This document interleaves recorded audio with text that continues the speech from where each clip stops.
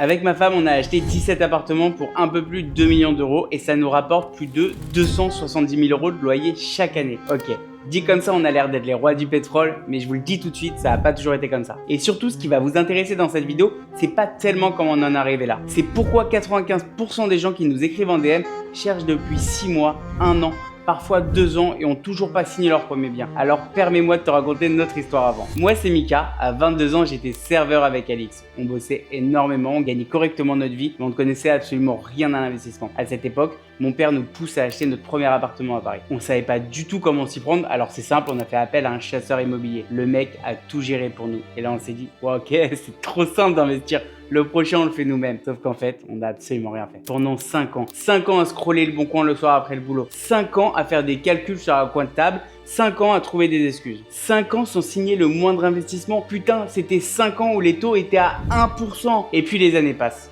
À 26 ans, je suis devenu directeur de l'un des plus gros restaurants de Paris. Un établissement qui faisait près de 15 millions de chiffre d'affaires par an. Mais par contre, je bossais de 8h à 23h non-stop. Et juste à côté, Alix enchaînait les services à l'hôtel Cos jusqu'à 4h du matin. On rentrait complètement épuisé, on dormait et on recommençait. Et évidemment, pendant ce temps-là, notre argent dormait aussi. Puis arrive le Covid.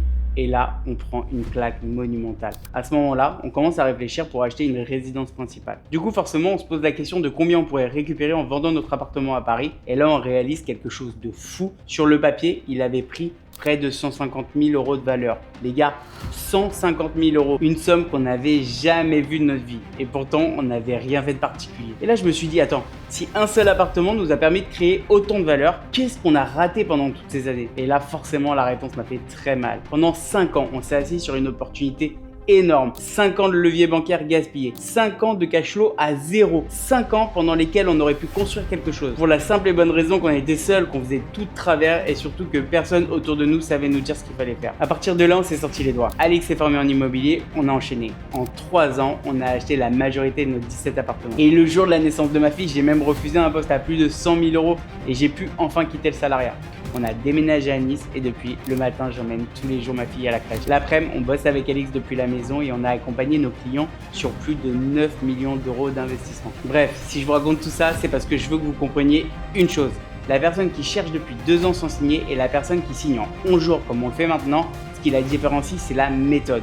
Et dans cette méthode, il y a exactement 3 trucs qui changent absolument tout. Le point numéro 1, c'est la façon dont tu cherches. Et tu vas voir, tu fais l'erreur que 90% des gens font sans même s'en rendre compte. Le point numéro 2, on va parler de la limite géographique que tu t'imposes sans même t'en rendre compte. Et le point numéro 3, celui-là, c'est vraiment le truc qui débloque tout. On va parler de la seule vraie raison pour laquelle tu signes jamais. Et je te préviens, ça va piquer un peu. Allez, on commence. Le point numéro 1, tu cherches comme un proprio. Il y a un truc que je vois absolument tout le temps, c'est les gens qui cherchent depuis des mois et qui en fait cherchent un appartement ils auraient envie d'habiter. Et l'erreur fondamentale, elle est là. Tu vas voir l'annonce, tu cliques et la première question que tu vas te poser, c'est est-ce que je m'y verrai? Est-ce que la cuisine est belle? Est-ce que la déco est sympa? Est-ce que c'est lumineux? Est-ce que le quartier me plaît? Sauf que, c'est exactement les questions qu'il faut pas se poser. Parce que c'est pas toi qui vas y habiter. Un investisseur, il regarde quoi concrètement? Il regarde le prix au mètre carré comparé au loyer réel du marché. Il regarde la tension locative, autrement dit, combien il y a de demandes pour un logement disponible. Il regarde aussi la démographie de la ville sur 10 ans. Est-ce que la population augmente? Est-ce qu'elle diminue? Il regarde aussi le profil du maire parce que oui les gars, si on investit dans une ville où il y a LFI, je vous le dis, ça sent très mauvais pour la réglementation LCD. Et il regarde le chiffre d'affaires effectivement réalisé par les Airbnb du quartier. Pas une estimation à la louche parce que les gars, il faut regarder le vrai chiffre d'affaires. Le chiffre d'affaires réalisé depuis les 4 dernières années. Est-ce que tu vois la différence? De ton côté, toi, tu te focuses sur des critères qui n'ont aucun rapport avec la rentabilité. De l'autre, l'investisseur, lui, regarde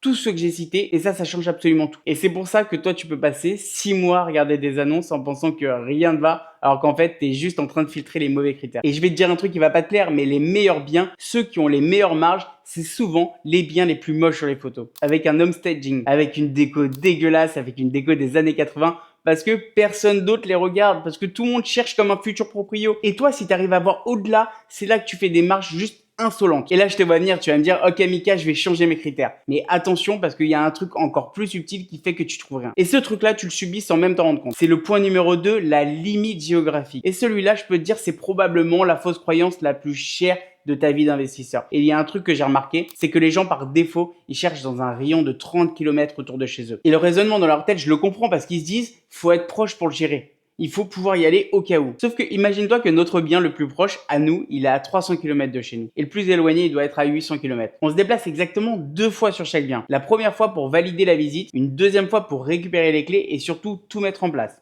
C'est tout. Et la raison pour laquelle ça marche, c'est la logique. Qu'est-ce que tu vas faire si tu es à côté? Si tu as une fuite, tu vas la réparer toi-même? Non, tu vas appeler un plombier. Même si tu es plombier, je te conseillerais pas d'y aller toi-même. Que tu sois à 15 minutes ou à 8 heures de route, ça change absolument rien. Tu vas faire exactement la même chose. Tu vas prendre ton téléphone, appeler un plombier, lui donner l'adresse et c'est lui qui va s'occuper de tout. Derrière, tu lui fais un virement, il t'envoie des photos, c'est réglé. Tu veux faire un état des lieux? Ok, tu payes quelqu'un 50 balles pour faire à ta place. Si tu utilises l'application Joséphine, tu peux tout faire de ton téléphone et tout déléguer. Mais là où ça devient vraiment intéressant, c'est que les vrais rendements, les meilleurs rendements sont quasiment jamais à côté de chez toi. Sauf si tu as la chance d'habiter dans une ville moyenne entre 40 et 80 000 habitants où le prix au mètre carré est bas et la tension locative est forte. Sinon, tu es déjà dans un marché saturé avec des prix au mètre carré qui rendent la rentabilité quasiment impossible. Et tu te demandes pourquoi tu trouves rien. En fait, la vraie question, c'est pas où est-ce que je peux gérer facilement, c'est où est-ce que les chiffres fonctionnent vraiment. Et ces deux endroits-là, en France, c'est presque jamais les mêmes.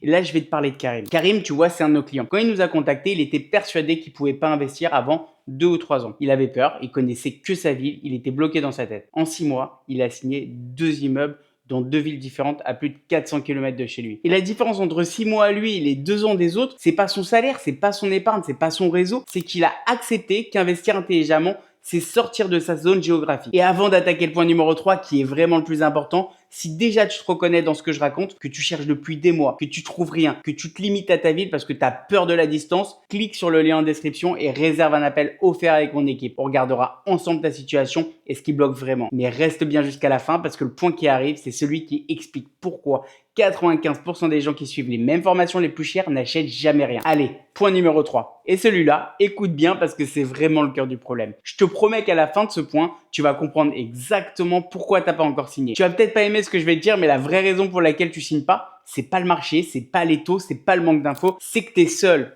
Réfléchis 2 secondes. Tu as ton CDI, tu as ton épargne, tu as même la formation que tu as suivie, tu as fait tes calculs, tu as même probablement déjà trouvé 1 ou 2 biens qui auraient pu être bons, mais à chaque fois, qu'est-ce qui se passe? Tu dis ouais mais je suis pas sûr, ouais mais si je me trompe, ouais mais peut-être qu'il y a quelque chose que j'ai pas vu et tu passes à autre chose et tu continues à chercher. Pourquoi? Parce que personne te dit go ou personne te dit stop. Tu as essayé d'en parler à ta sœur, elle t'a dit que c'était risqué. Tu as essayé d'en parler à ton père, il t'a dit que c'était pas le bon moment. Tu as essayé d'en parler à ton meilleur pote, il a 4 livrets A et 1 PEL, donc il a absolument aucune idée de ce que tu parles. Et toi, tu te retrouves le soir devant ton ordi à devoir prendre une décision à 200 000 € sans personne en face de toi qui te dit ok, ce projet, il tient la route. Et c'est ça qui fait que tu signes pas. Pas le manque de motivation, pas le manque d'argent, pas le manque de formation. Le manque de quelqu'un qui sait, qui a fait et qui te dit go. Et tu sais quoi? C'est exactement ce qu'on a vécu pendant 5 ans. On avait de l'épargne, on avait l'envie, on avait même un appartement à Paris qui tournait tout seul. Mais on était seul. On n'avait personne autour de nous qui investissait. Donc on n'a rien fait pendant 5 ans. Et aujourd'hui, quand on regarde en arrière, ces 5 années nous ont coûté, attention, j'espère que tu es bien assis, entre 1 million et 2 millions d'euros qu'on aurait eu en plus. Parce que les biens qu'on aurait achetés à cette époque-là, ils auraient pris de la valeur, ils auraient encaissé des loyers, ils auraient été remboursés en partie. Et tout ce capital, on ne l'a pas et on ne l'aura jamais. Et c'est exactement ce qui est en train de se passer à ce moment-là pour toi. Chaque mois qui passe sans que tu signes, c'est du cash flow qui part en fumée. C'est du levier bancaire qui s'use. C'est du capital que ton locataire ne rembourse pas à ta place. Et personne te le dit parce que c'est invisible. Le truc qu'il faut que tu comprennes, c'est que tu n'as pas besoin de plus d'infos. Tu as déjà toute la théorie qu'il te faut. Ce qu'il te faut maintenant, c'est quelqu'un qui regarde tes biens avec toi, qui valide le bien ou qui le dégage, qui te prépare ton dossier bancaire comme il le ferait pour lui et qui reste avec toi jusqu'à que le premier loyer tombe sur ton compte. Parce qu'une formation, elle te donne la connaissance. C'est génial. Un chasseur immobilier classique, il va te trouver un bien et il disparaît. Mais ce qu'il te faut, c'est un partenaire d'exécution. Quelqu'un qui sait, qui a fait et qui t'accompagne du point A au point Z. Et c'est exactement ce qu'on fait avec Noma. On a 17 appartements à nous. On a accompagné nos clients sur 80 biens et plus de 9 millions d'euros d'investissement. On cherche pour toi, on valide chaque bien avec des données réelles. On monte le dossier bancaire ensemble et on est là tout le long du processus jusqu'au notaire. Et surtout, on ne te lâche pas. Tu devras nous supporter jusqu'à que tu encaisses tes premiers loyers. Si tu te dis ok, c'est exactement moi cette vidéo. J'en peux plus chercher seul. Je veux qu'on m'aide à enfin passer à l'action. Clique sur le premier lien en description. Tu arrives sur une page où tu peux réserver un appel offert directement avec moi ou avec quelqu'un de mon équipe. C'est simple, on fait le point, on regarde si on peut t'aider et on te dit honnêtement si ça match ou pas. Parce que malheureusement, on peut pas bosser avec tout le monde. On prend que des gens dont la situation va matcher exactement avec notre méthode. D'ailleurs, dis-moi en commentaire, toi, depuis combien de temps tu cherches? Depuis combien de mois tu dis que tu vas et que finalement, tu vas pas? S'il te plaît, sois honnête. Parce que mettre des chiffres sur le temps perdu, c'est souvent ce qui fait basculer. Et envoie cette vidéo à ta cousine qui te dit depuis 3 ans qu'elle va investir l'année prochaine. Allez, à très vite. Ciao, ciao. Some people smile, but wanna see you down.